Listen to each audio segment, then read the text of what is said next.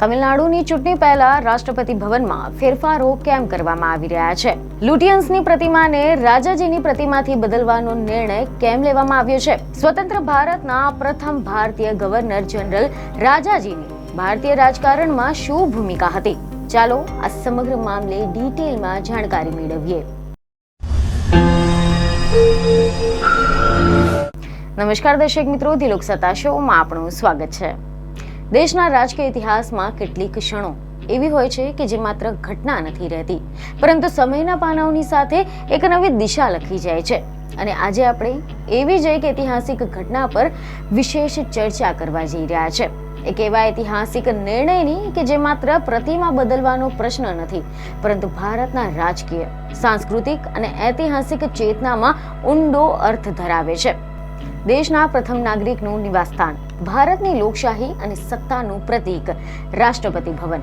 જી હા, આ ભવ્ય રાષ્ટ્રપતિ ભવન કે જે દેશની લોકશાહીની શક્તિનું પ્રતીક છે, કે જ્યાં વર્ષો સુધી બ્રિટિશ આર્કિટેક્ટ એડવિન લ્યુટિયસની પ્રતિમા ઊભી હતી, પરંતુ હવે એવા અહેવાલો સામે આવ્યા છે કે જ્યાં વર્ષો સુધી બ્રિટિશ શાસનના શિલ્પકારની યાદમાં ઊભી કરેલી પ્રતિમા હવે હટાવવામાં આવી રહી છે અને આની જગ્યાએ સ્થાપિત થવા જઈ રહી છે સ્વતંત્ર ભારતના પ્રથમ ભારતીય ગવર્નર જનરલ મહાન રાષ્ટ્રનાયક ચક્રવર્તી રાજગોપાલાચારી એટલે કે રાજાજીની પ્રતિમા. જી હા, આ માત્ર પ્રતિમાના ફેરફાર નથી, આ ભારતના ઐતિહાસિક સ્મૃતિ પટ પર લખાતું એક પ્રતિકાત્મક સંદેશ છે.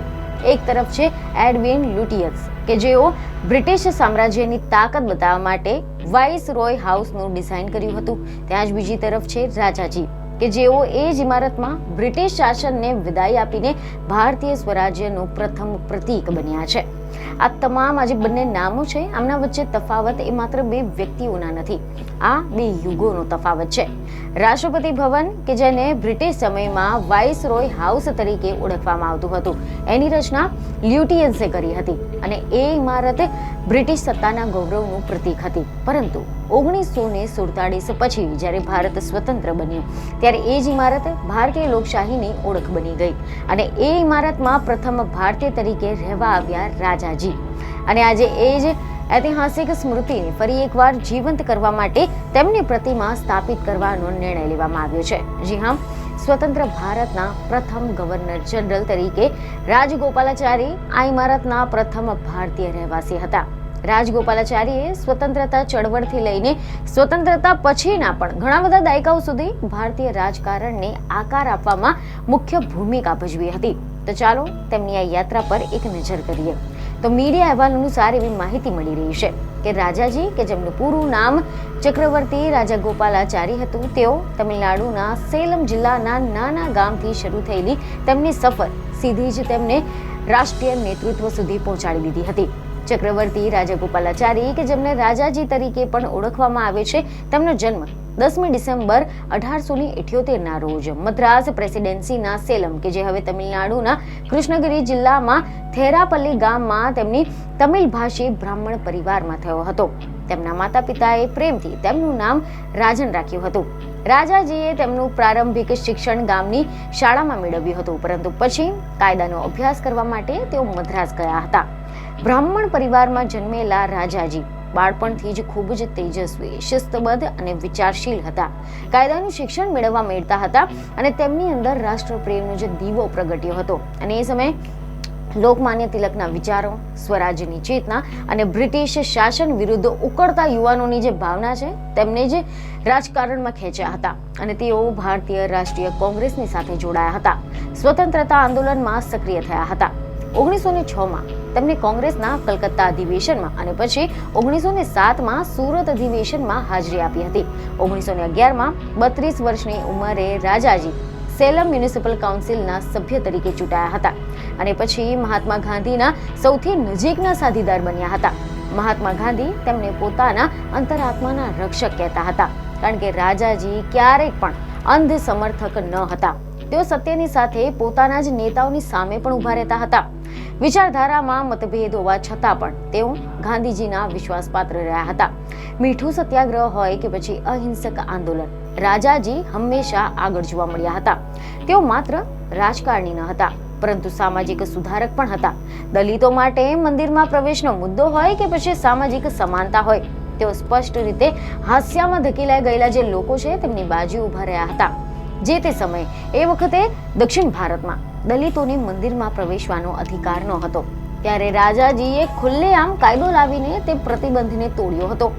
ઓગસ્ટ 1938ની આ વાત છે કે જ્યારે દક્ષિણ ભારતમાં એક અગ્રણી દલિત નેતા MC રાજાએ દલિત સમુદાયને લાદવામાં આવેલા સામાજિક પ્રતિબંધોને દૂર કરવા માટે એક બિલ રજૂ કર્યું હતું. ત્યારે તેમણે તેનું જોરદાર સમર્થન પણ કર્યું હતું. આ કાયદાએ રોજગાર, કુવાઓ, જાહેર શૌચાલય, શાળાઓ અને કોલેજમાં જાતિના આધારે જે ભેદભાવ થતા હતા તેને સજાપાત્ર ગુનો બનાવ્યો હતો. 8મી જુલાઈ 1939ના રોજ તેમના મિત્ર વૈદ્યનાથ અય્યર હરિજનોના એક જૂથનું નેતૃત્વ કરીને મંદિરમાં પ્રવેશ્યા હતા. મંદિરના કાર્યકારી અધિકારીની સામે શુદ્ધિકરણ સમારોહની માંગણી કરતો ફોજદારી કેસ પણ દાખલ કરવામાં આવ્યો હતો. આ વિરોધ બાદ રાજાજીએ જ્યારે મદ્રાસના વડાપ્રધાન બન્યા એ સમયે 1939માં મંદિર પ્રવેશે અધિકૃતા અને વળતર બિલ 1939 લાગુ કર્યું હતું. આનાથી દલિતોને મંદિરમાં પ્રવેશનો બંધારણીય અધિકાર મળ્યો હતો. 1939નો મંદિર પ્રવેશ કાયદો એ સમયે સામાજિક ક્રાંતિ સમાન હતો. એ સમયે તેમણે કહ્યું કે શાસ્ત્રો અનંત સમુદ્ર જેવા છે, તેમાં મોતી પણ છે અને કાદવ પણ. આપણે શું પસંદ કરીએ છીએ તે મહત્વનું છે. આ વાક્ય માત્ર જવાબ ન હતો, એ સમગ્ર સમાજને વિચારવા પર મજબૂર કરતો સંદેશ હતો. સ્વતંત્રતા પછી જ્યારે દેશે પોતાની સરકાર રચી ત્યારે રાજાજી પશ્ચિમ બંગાળના રાજ્યપાલ બન્યા અને પછી 1948માં તેઓ સ્વતંત્ર ભારતના પ્રથમ અને એકમાત્ર ભારતીય ગવર્નર જનરલ બન્યા હતા. આ એક ઐતિહાસિક ક્ષણ હતી કે જ્યાં એક બ્રિટિશ પદ પર ભારતીયનો કબજો થયો હતો. બ્રિટિશ સામ્રાજ્યવાદના પ્રતીકના સ્થાને હવે ભારતીય સ્વાભિમાન બેઠો હતો. તેમનો સંબંધ જવાહરલાલ નહેરુ સાથે પણ ખૂબ જ નજીકનો કહેવાય છે. એવું કહેવાય છે કે નહેરુ તેમને દેશના પ્રથમ રાષ્ટ્રપતિ બનાવવા માંગતા હતા, પરંતુ રાજકીય પરિસ્થિતિઓના કારણે આવું શક્ય રહ્યું ન હતું. જીવનના છેલ્લા વર્ષોમાં તેઓ કોંગ્રેસની સમાજવાદી નીતિઓથી અસંતોષ થઈને પછી અલગ થઈને સ્વતંત્ર પાર્ટીની સ્થાપના કરી હતી. તેઓ મુક્ત બજાર અર્થતંત્ર, વ્યક્તિગત સ્વતંત્રતાના સમર્થક રહ્યા હતા. તમે જણાવી દઈએ કે મીડિયામાંથી એવા પણ અહેવાલો જોવા મળી રહ્યા છે કે 1954માં દેશે તેમની સેવાને માન આપીને તેમનું ભારતનું સર્વોચ્ચ નાગરિક સન્માન એટલે કે ભારત રત્ન એનાયત કર્યું હતું. આ સન્માન તેમના વિચારો, સંઘર્ષ અને દેશ પ્રેમની કદર હતી. પરંતુ સમય બદલાતો ગયો. તમિલનાડુમાં દ્રવિડ રાજકારણ ઉછળ્યું હતું. બ્રાહ્મણ નેતાઓનું પ્રભાવ ઘટ્યું અને પછી પેરિયારે ઈવી રામસામી જેવા નેતાઓએ નવી વિચારધારા ઊભી કરી હતી. રાજાજી હવે ધીમે ધીમે રાજકીય ચર્ચાઓમાં પાછળ રહી ગયા, પરંતુ તેમનું ઐતિહાસિક યોગદાન ક્યારેય પણ નકારી શકાતું નથી. અને હવે જ્યારે તમિલનાડુની ચૂંટણી નજીક આવી રહી છે ત્યારે રાષ્ટ્રપતિ ભવનમાં રાજાજીની પ્રતિમા સ્થાપિત કરવાનો નિર્ણય એ રાજકીય અને પ્રતિકાત્મક બંને રીતે મહત્વપૂર્ણ બની જાય છે. કારણ કે આમ આપણે જોવા જઈએ તો એક તરફ બ્રિટિશ શાસનના આર્કિટેક્ટની પ્રતિમાને હટાવીને ભારતીય સ્વાભિમાનના પ્રતીકને સ્થાન આપવામાં આવે છે, ત્યાં જ બીજી તરફ આ એક સંદેશ છે કે ભારત પોતાના ઇતિહાસને ફરી એકવાર વ્યાખ્યાયિત કરી રહ્યું છે. અને આ બદલાવ માત્ર પ્રતિમાઓનો નથી, આ માનસિકતા બદલાવનો પણ પ્રયાસ છે. આ બતાવે છે કે દેશ હવે પોતાના નાયકોને કેન્દ્રમાં રાખવા માંગે છે, જે સ્વતંત્રતા, સમાનતા અને નૈતિક રાજકારણના પ્રતીક હતા. રાજાજી એક રાજકારણી હતા, એક વિચારક, એક સુધારક અને એક રાષ્ટ્ર નાયક હતા કે જેમને કાયદા, સમાજ, રાજકારણ આ ત્રણેય ક્ષેત્રમાં પોતાની છાપ મૂકી છે. અને આજે જ્યારે તેમની પ્રતિમા રાષ્ટ્રપતિ ભવનમાં ઊભી થશે ત્યારે દરેક ભારતીયને યાદ અપાવશે કે આ ઇમારત હવે સામ્રાજ્ય નહીં પરંતુ સ્વતંત્ર ભારતની છે. અને કદાચ આ જ છે આ નિર્ણયનો સાચો અર્થ. લ્યુટિયન્સના આ યુગથી રાજાજીના યુગ સુધી, પરાધીનતાથી ગૌરવ સુધી આ માત્ર પ્રતિમા બદલાવ નથી, આ ભારતમાં આત્મસન્માનની પુનઃસ્થાપના છે. તો આ હતી રાજાજીની અદ્ભુત સફર, એક નાના ગામથી રાષ્ટ્રપતિ ભવન સુધીમાં.